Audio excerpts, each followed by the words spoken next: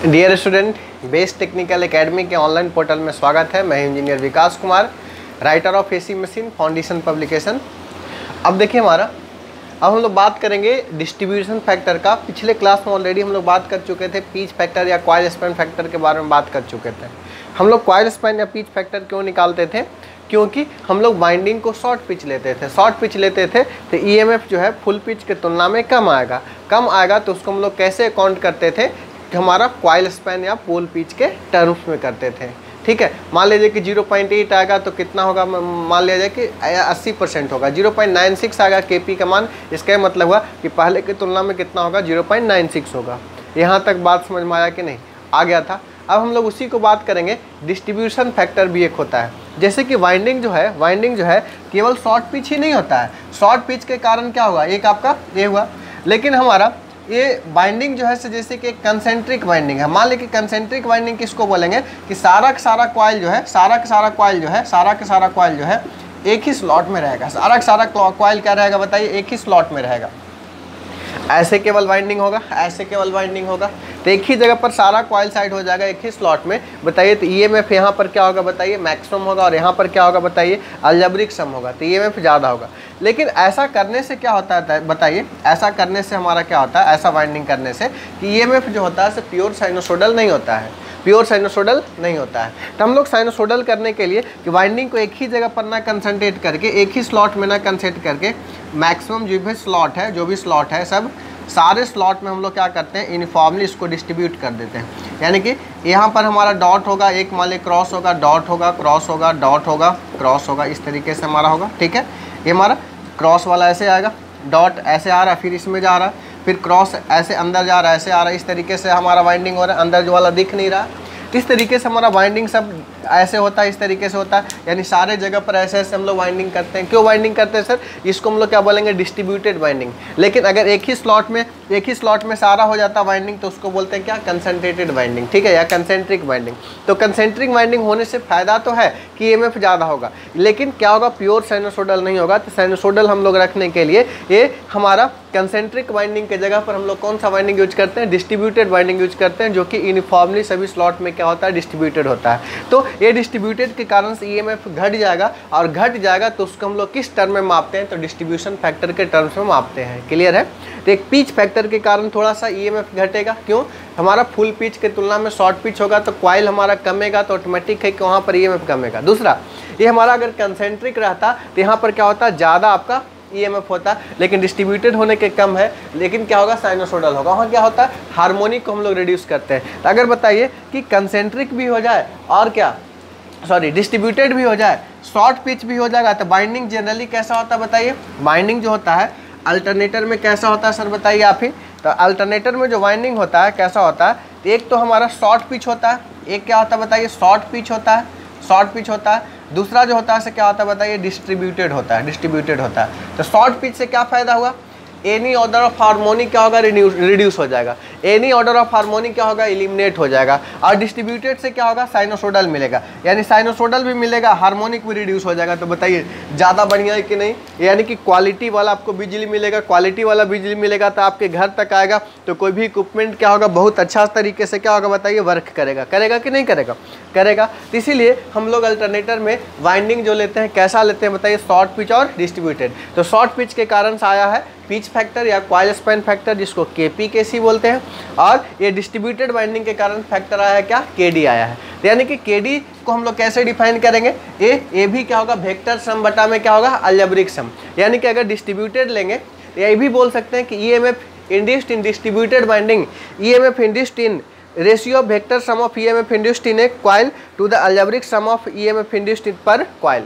ठीक है, या फिर बोल सकते हैं distribution factor is defined as the ratio of EMF induced in distributed winding to the EMF induced in concentric winding. ये हमारा बोल सकते हैं। तो EMF induced in distributed winding होगा, सो कैसा होगा बताइए, वेक्टर सम होगा, इसलिए लिख रहे हैं vector sum of EMF induced in a coil. और ये जो कंसेंट्रिक वाइंडिंग में होगा कैसा नेचर का होगा बताइए, अलजेब्रिक सम नेचर का होगा। क्लियर है? यानी कि सिंपल जोड़ के हिसाब से होगा। और ये दो लाइन हम लोग लिखे हैं कि ये अगर हमारा coil side under one pole are bunch in slot, यानी कि एक ही स्लॉट में अगर सब होगा, then the winding is called concentric winding. अगर कंसेंट्रिक वाइंडिंग होगा तो total sum of EMF induced in this winding is equal to the arithmetic sum of the EMF induced in all the coil one phase under one pole. यानी same बात हो गया कि EMF induced in the concentric winding हो गया, ठीक है। तो ये जो होगा, लेकिन ऐसा नहीं होता है सर, ऐसा नहीं होता कि एक ही स्लॉट में सारा वाइंडिंग कर देंगे। ऐसा होगा तो क्या भरपूर आपका ईएमएफ मिलेगा, जितना मिलना चाहिए तो उतना मिलना, लेकिन रियल प्रैक्टिस में ऐसा नहीं होता है। वाइंडिंग जो होता है कैसा नेचर का होता है बताइए? In real practice, in actual practice winding is distributed winding. लेकिन हम लोग ऐसा मानते हैं कि वाइंडिंग जो होना चाहिए कैसा होना चाहिए? कंसेंट्रिक होगा तो ईएमएफ ज़्यादा होगा, लेकिन ऐसा नहीं होता। रियल में कैसा मानते हैं? डिस्ट्रीब्यूटेड। तो हम लोग बोल सकते हैं कि EMF induced in concentric winding to the EMF induced in the distributed winding. Clear है यहाँ तक बात?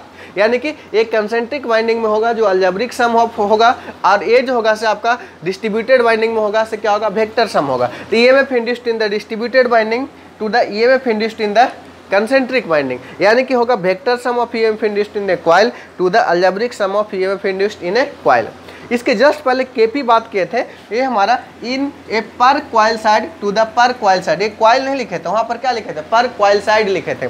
कॉइल के जगह पर क्या था? कॉइल साइड था। लेकिन यहाँ पर क्या? पूरा कॉइल का हम लोग लेंगे, ठीक है। लेकिन वहाँ पर किसका ले रहे थे सर? कॉइल साइड का ले रहे थे। लेकिन यहाँ पर किसका लेंगे? पूरे के पूरे कॉइल का लेंगे। यहाँ तक बात समझ में आया कि नहीं? तो हमारा दो फैक्टर आया, एक शॉर्ट पिच, एक डिस्ट्रीब्यूटेड।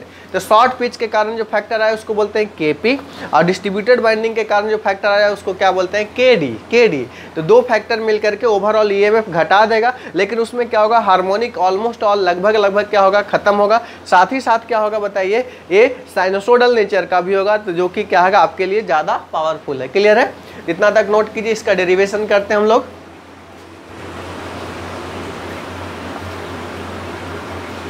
चलो अब हम ईएमएफ का बात करते हैं। फॉर एग्जांपल यहाँ मान लो ए है, A B C D E F G H, इस तरीके से हम बात करते हैं, ठीक है। ए मान लीजिए कि ओ पॉइंट है, ठीक है। अब देखो ध्यान दो सर, मान लिया जाए एक स्लॉट में ईएमएफ इतना पैदा हो रहा है, एक स्लॉट में ईएमएफ जो पैदा हो रहा है ये वाला पैदा हो रहा है, ठीक है। इस तरीके से दूसरा स्लॉट में इस तरह से। ऐसा क्यों है सर? डिस्ट्रीब्यूटेड है ना, इसी तरीके से होगा। डिस्ट्रीब्यूटेड है तो सबका डायरेक्शन चेंज होते जाएगा, सब स्लॉट में अलग अलग है। इस तरीके से मान लीजिए कि टोटल हम 4 स्लॉट को कंसीडर कर रहे हैं। ऐसा 4 नहीं, 10, 20 हो सकता है, 50 हो सकता है, 100 हो सकता है, depending upon the size of the machine. अब मान लिया जाए कि ए जो है से इस तरीके से आपका है, ए जो है से मान लिया जाए ए है, ये वाली बी है, ये वाली सी है, ये वाली डी है, ये वाली ई है। अब हम अलजेब्रिक सम बात करेंगे तो A B plus B C plus C D plus D बात करेंगे। लेकिन अगर हम इसको वेक्टर सम बात करेंगे तो वेक्टर सम बात करेंगे तो ये वाली वेक्टर सम हो जाएगा सर, यही डायरेक्टली वेक्टर सम हो जाएगा। रेशियो किसका है? EMF induced vector sum to the algebraic sum. तो ए वाली निकालना है, फिर ए वाली निकालना है। चलो निकालते हैं। मान लीजिए कि एक स्लॉट के लिए जो है कितना है एंगल, मान लीजिए कि आपका गामा है। एक स्लॉट के लिए एंगल कितना है सर? गामा है। दिस एंगल इज गामा, ठीक है। एक गामा एंगल है, मान लीजिए गामा है। इधर अगर नहीं दिख रहा सर तो नीचे में हम लिख रहे हैं बढ़िया से, ये जो है एंगल क्या है? गामा है। गामा जो है क्या है? गामा इधर, ये गामा जो है गामा इज स्लॉट एंगल, ठीक है। ये गामा जो है आपका स्लॉट एंगल है, ठीक है। ये गामा इधर स्लॉट एंगल, और एक गामा का जो वैल्यू होता है 180 degree divide by number of slot per पोल। इसका वैल्यू जो होता है 180 degree divide by number of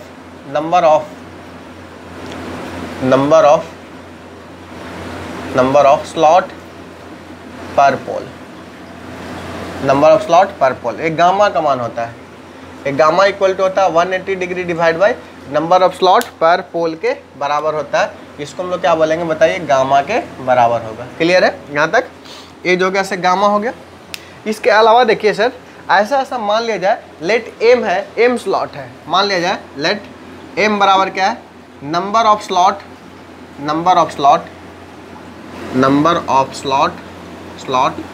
पर पोल पर फेज है। Number of slot per pole पर फेज है। एम क्या है? Number of slot per pole पर फेज है। यानी कि एक फेज में जितना मान लीजिए 10 पोल होगा या 4 पोल होगा, एक फेज में मान लीजिए कि कितना, एक फेज में मान लीजिए कि आपका 4 पोल होगा, तो 4 के लिए नहीं बात करेंगे, एक फेज के लिए बात करेंगे और एक पोल के लिए बात करेंगे। पर पोल, एक पोल में मान लीजिए कि m स्लॉट है। जैसे कि फॉर एग्जांपल यहाँ ये आपका मान लीजिए कि एक आपका पोल है, यहाँ पर एक पोल है नॉर्थ पोल, यहाँ पर है साउथ पोल, यहाँ पर है नॉर्थ पोल, यहाँ पर साउथ पोल है। तो हम कौन सा स्लॉट का बात करेंगे सर? यहाँ से लेके यहाँ तक में आपका कितना स्लॉट है, यहाँ से लेके यहाँ तक का कितना है। मान लीजिए यहाँ से यहाँ तक m स्लॉट है, तो इस समय m स्लॉट का पूरा स्लॉट का नहीं बात कर रहे हैं। m क्या है? Number of slot per pole पर फेज है। m क्या है? Number of slot per pole पर फेज है। क्लियर है?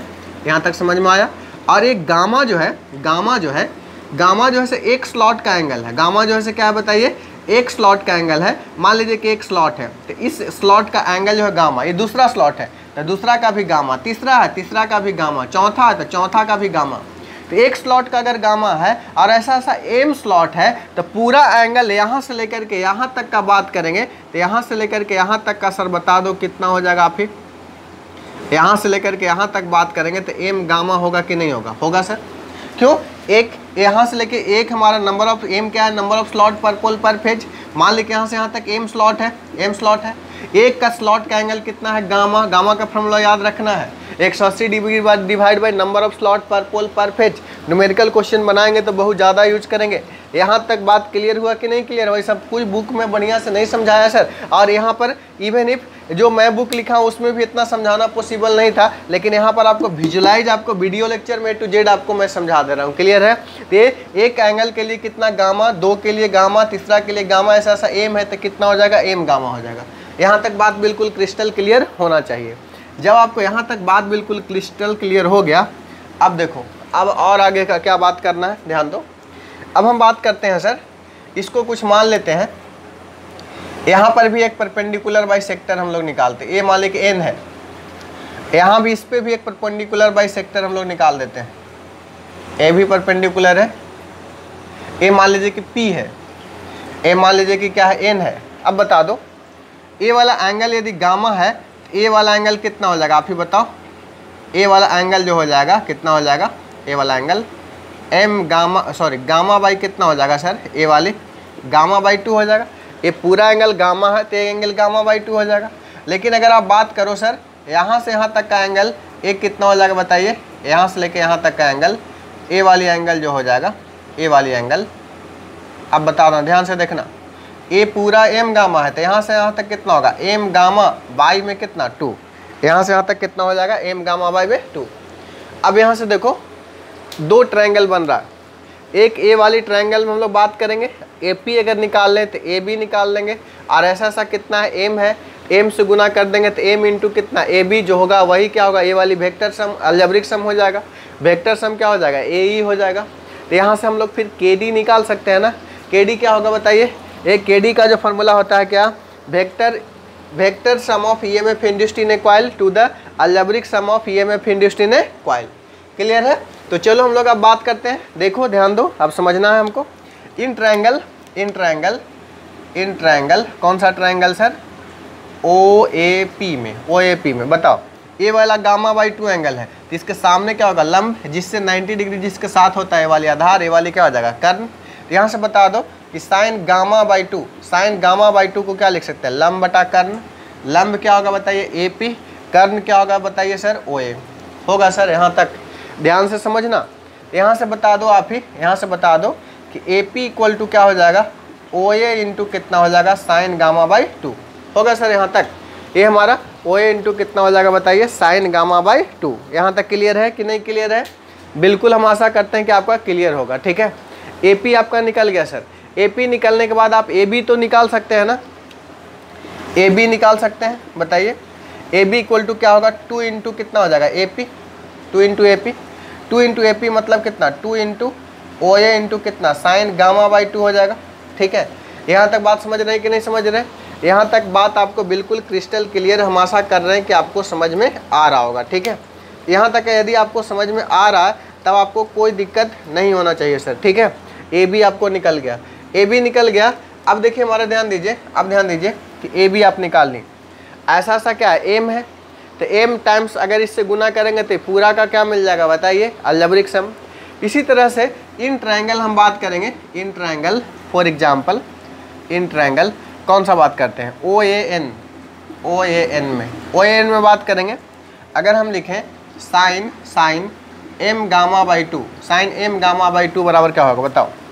ए एंगल एम गामा है तो इसके सामने हो गया लंब, ए वाली हो गया आधार, ए वाली हो गया कर्ण, तो कितना हो जाएगा बताइए, लंब ए एन डिवाइड बाई कितना, ओ ए, कितना हो जाएगा, ए एन डिवाइड बाई कितना हो गया, ओ ए एन डिवाइड बाई कितना हो गया, ओ ए।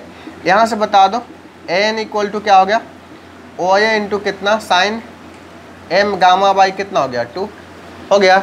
ए एन का मान हो गया इतना कि नहीं हो गया, ए एन बराबर कितना होगा, O A into sine M gamma by 2 हो गया सर ए एन का मान। और ए ई अगर हम निकालेंगे तो ए ई इक्वल टू लिख सकते हैं कितना, 2n। यहाँ से बता दो ए ई इक्वल टू क्या लिख सकते हैं बताइए, ए ई इक्वल टू हम लोग लिख सकते हैं 2 into A N, 2 into A N मतलब 2 ओ ए इंटू कितना, साइन एम गामा बाई 2। यहाँ तक क्रिस्टल क्लियर हो गया, हो गया यहाँ तक क्रिस्टल क्लियर। इसको आप पहले नोट कीजिए, इसको नोट करने के बाद हम आगे बात करते हैं, इसको नोट करने के बाद हम आगे बात करते हैं। चलो इसको नोट करो, हम मिटा रहे हैं यहाँ से। एक गामा को जरूर याद रखना है, एक गामा को यहाँ पर इसे हम लिख देते हैं क्योंकि इसका हमको जरूरत पड़ेगा। एक गामा इक्वल टू क्या है बताओ, 180 degree divide by number of slot per pole, number of slot per पोल। और ए जो है एम क्या है बताइए, ये नंबर ऑफ स्लॉट पर पोल, और क्या बताइए, पर phase, number of slot per pole पर फेज है। इस तरीके से हम लोग बात करेंगे। नेक्स्ट देखो, अब हमको क्या निकालना है सर, के डी निकालना है। के डी का फॉर्मूला हम लोग जानते हैं सर, के डी इक्वल टू हम लोग जानते हैं क्या, vector sum of EMF induced in a coil. Now K D निकालो, now K D equal to vector sum of EMF induced in a coil to the algebraic sum of EMF induced in a coil। अब देखो vector sum मतलब क्या, concentric winding की distributed winding. Algebraic सम मतलब क्या, concentric winding. अगर ये बात करेंगे तो क्या होगा, अलजेब्रिक सम मतलब ए वाली कौन सा वाइंडिंग हो गया, कंसेंट्रिक वाइंडिंग। और ए वाली बात करेंगे तो क्या, डिस्ट्रीब्यूटेड वाइंडिंग। तो यहाँ से बता दो कि के डी इक्वल टू हम लोग कितना लिख सकते हैं बताओ, ए जो गया वेक्टर सम कितना हो गया, A E divide by A B नहीं लिखेंगे, एम से गुना करके, एम स्लॉट मान लिया जाए तो एम इंटू कितना लिखेंगे, ए बी। ए ई का मान निकाल चुके हैं कितना सर बता दो, ए ई बराबर 2 into O A sine M gamma by 2 divide by में कितना sir, M into A B के जगह पर आप लिख सकते हैं 2 O A sine gamma by 2, 2 O A sine gamma by 2। इससे कुछ कटेगा छटेगा भी, देखो क्या कटेगा छटेगा, 2 ओ ए से 2 ओ ए काट देते हैं, ठीक है, 2 ओ ए से 2 ओ ए काट देते हैं। यहाँ से बता दो कि के डी इक्वल टू आपको क्या हो जाएगा फार्मूला में, के डी इक्वल टू क्या फार्मूला में हो जाएगा सर, के डी इक्वल टू फार्मूला में हो जाएगा sine M gamma by 2, sine M gamma by 2 divide by m sine gamma by 2 divide by m sine gamma by 2। ये हो गया डिस्ट्रीब्यूशन फैक्टर। और के डी का मान जो होता है सो ऑलवेज जो होता है क्या, के डी का मान लेस देन इक्वल टू क्या होगा, 1 होगा, ठीक है, क्योंकि हमेशा वेक्टर सम कम होगा और अलजेब्रिक सम क्या होगा, ज़्यादा होगा। ये फार्मूला को याद रखना है, और ये फार्मूला को अगर आप याद रखते हैं तो क्वेश्चन बहुत आसानी से समझ में आएगा, ठीक है। गामा क्या है, गामा देखो सबसे पहले न्यूमेरिकल क्वेश्चन में आपको गामा ही बनाना है। गामा स्लॉट एंगल है, बिना कुछ सोचे समझे गामा को निकाल लेना है, 180 degree divide by number of slot per पोल, ठीक है। अब देखिए एम क्या है, number of slot per pole पर phase, number of slot per pole पर फेज, ठीक है। तो ये K D equal to sine M gamma by 2 और डिवाइड बाई कितना, एम साइन गामा बाई 2। जबकि हम लोग के सी क्या निकाले थे बताइए, कॉस अल्फा बाई 2। अल्फा को क्या बोलते थे, स्लॉट एंगल। ये गामा को क्या बोलते हैं बताइए, सॉरी अल्फा को क्या बोलते थे, कोडिंग एंगल या फिर शॉर्ट पिच एंगल। और ये गामा को क्या बोलते हैं, स्लॉट एंगल। ये गामा को क्या बोलते हैं, वेयर गामा जो ये जो है गामा को क्या बोलते हैं बताइए, गामा को क्या बोलते हैं हम लोग, स्लॉट एंगल बोलते हैं। और ये slot angle gamma equal to कितना होता है, 180 degree divide by number of slot per pole पर फेज। तो ये फार्मूला को भी ध्यान में रखना है। और एक चीज़ और ध्यान में रखना है, जैसे कि पिछले क्लास में हम लोग बोले थे कि कॉइल स्पैन जो हम लोग बताए थे शॉर्ट पिच के केस में बीटा जो होता है से कितना 180 डिग्री माइनस अल्फा होता है, यानी कि अल्फा प्लस बीटा का मान 180 डिग्री होता है। ये भी गांठ मान के याद रखना है, ये भी गांठ मान के याद रखना है। कभी आपको क्वेश्चन में बीटा दे देगा, कभी अल्फा दे देगा, ठीक है, गामा भी कभी देगा, तो कुछ भी देगा तो अल्फा बीटा गामा में अंतर समझ में आना चाहिए। अल्फा क्या है सर, शॉर्ट पिच एंगल या कोडिंग एंगल। बीटा क्या है सर, कॉइल स्पैन। और गामा क्या है, एक स्लॉट का एंगल है। गामा क्या है, एक स्लॉट का एंगल है। इतना चीज़ यदि आप समझ रहे हैं तो हम आशा करते हैं कि क्वेश्चन बनाने में कहीं से कोई दिक्कत नहीं होगा और इससे रिलेटेड क्वेश्चन को आप बहुत आसानी से क्या करिएगा, सोल्व कर पाइएगा। बोलिए मेरा बात क्लियर है कि नहीं क्लियर है? तो केपी केडी बिल्कुल क्लियर होना चाहिए कि कैसे हो रहा है, इसका डेरिवेशन भी क्लियर होना चाहिए, ठीक है। तो ये अगर आपको क्लियर है तो न्यूमेरिकल क्वेश्चन में कहीं भी आपको कोई दिक्कत नहीं आने वाली है और बहुत आसानी से क्या कर सकते हैं, आप न्यूमेरिकल क्वेश्चन को सोल्व कर सकते हैं, ठीक है कि नहीं? ठीक है, चलो आज के क्लास में हम लोग इतना ही रहने देते हैं। अगर नहीं समझ में आया तो कमेंट को जरूर करना। आप लोग कमेंट नहीं करते हैं, कमेंट जरूर कीजिए, अच्छा लगा, खराब लगा, क्या इंप्रूवमेंट चाहिए, ये सब जरूर करना है, ठीक है, जिससे कि हमारा अंदर दिल से और एनर्जी निकलते रहे, ठीक है। और आप लाइक शेयर सब्सक्राइब जो भी कर रहे हैं उसके लिए आप क्या बहुत बहुत अंदर दिल से, हृदय की गहराइयों से बहुत बहुत धन्यवाद। Thank you.